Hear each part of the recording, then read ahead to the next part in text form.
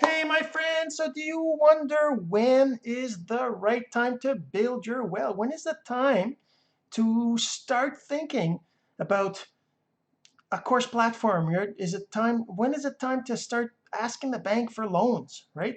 When is it time to start thinking about the future? So we're going to answer that in a second, but first this.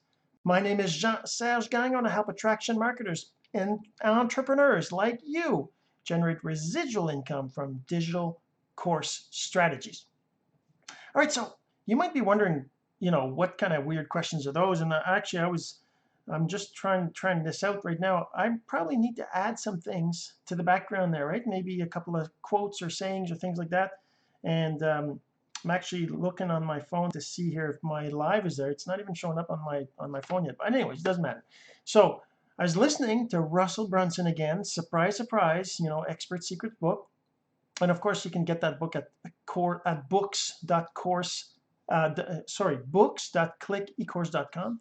So just get your own copy of the book there for free. And hey, Scott, how's it going, Mr. McDonald and Candace? Candace, thank you so much for watching. Good morning to you too. So yeah, so when is it time, right? When is it time to start building a well? Well, obviously, you're not going to build a well when you're thirsty. So you got to build your well long before that. You got to have the water when you're thirsty, but you got to build it long before you're thirsty. Same thing with, say, if you're trying to build a business and you need some funding, right? I'm not saying that you need funding with it depends on what kind of business you have, but if you need the funding, yeah, it's kind of cool. I got this. This is like one of those folding panels to hide all the crap I have behind me there, Candace. So yeah, so you're gonna want to go to the bank and ask for loans and lines of credits and whatever else you need to build your business long before you're struggling and having trouble, using funds, right? So you need that ahead of time, because when you go to the bank and you're like struggling and you're almost bankrupt, they're not going to loan you anything, right? So you got to plan ahead. Same thing with learning a course platform. If you're going to eventually create a course, well, then you need to be looking at course platforms now. You can't be waiting till you're ready to create a course or till you're ready to actually sell a course. Maybe you've recorded things already. You can actually use what you've recorded already to put in a course. And there's different platforms. Of course, my platform is what I would love for you to try. So go ahead and try clickecourse.com. But that's the thing. So Russell Brunson talks about the Dream 100, and this is why he talks about building the well ahead, because he's talking about the Dream 100 is a list of the top 100 people in your industry, in your niche, that you can benefit from being, partners with, right? So he talks about reaching out and building a relationship with these people and figuring out who. Stop hating your job, yeah, or that's right. When is it that you're gonna, yeah, just keep your job if you're complaining, if or sorry, I'm not really sure what you mean, Candice, about that. Keep your full-time job.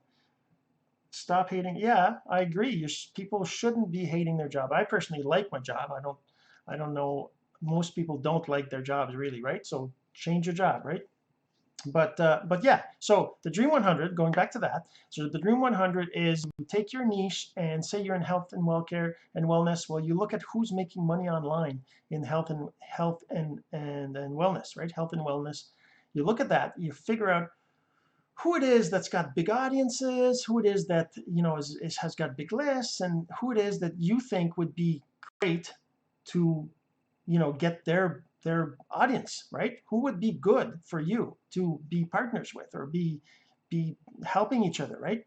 So you build a list, and it's like when you talk, it could be and he suggests 10 in different sub niches, right? So 10 in, say, weight loss, 10 in health, 10 in online marketing, 10 in network marketing, 10 in, all in the same niche, right? In the same target market, same thing. Oh, yes, your job provides funding for it. Yes, yes, exactly. Keep your job to fund your business. That's definitely important. You shouldn't quit your job and try to go full time in your thing. That's a bad suggestion. I know some people have done it and some have succeeded, but most have not, right? So it's better to keep your job. So once you've got your Dream 100, your top 10 in 10 different sub niches of your niche, right?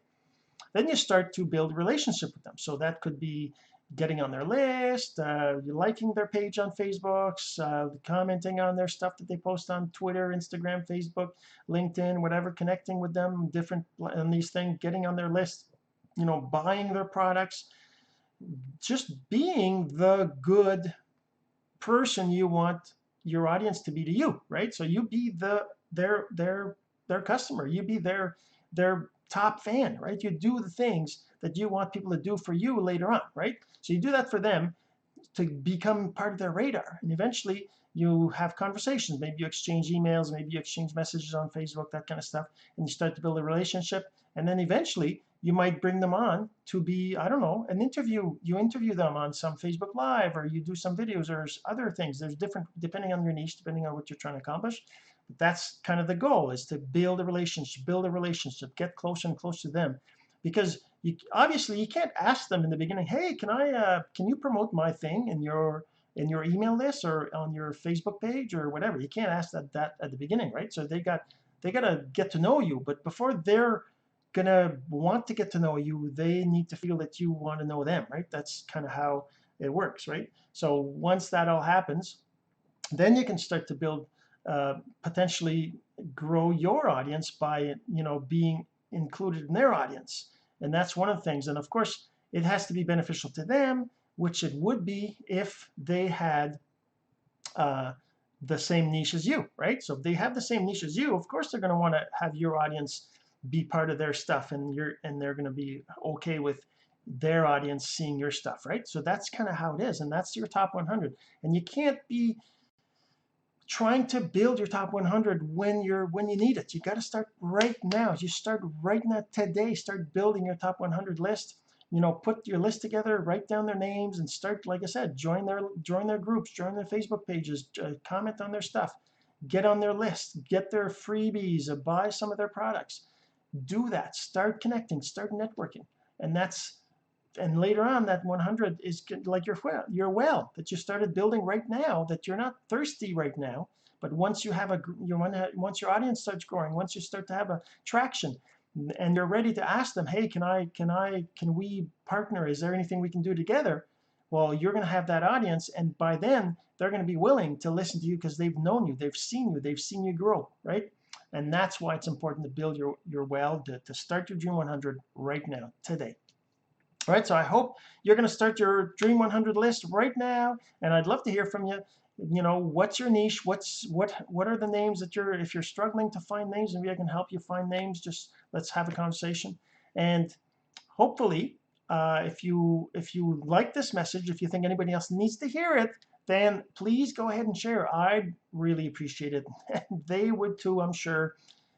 And we'll see you in the next episode. Until next time, my name is Jean-Serge Gagnon, and this has been Course Income Secrets.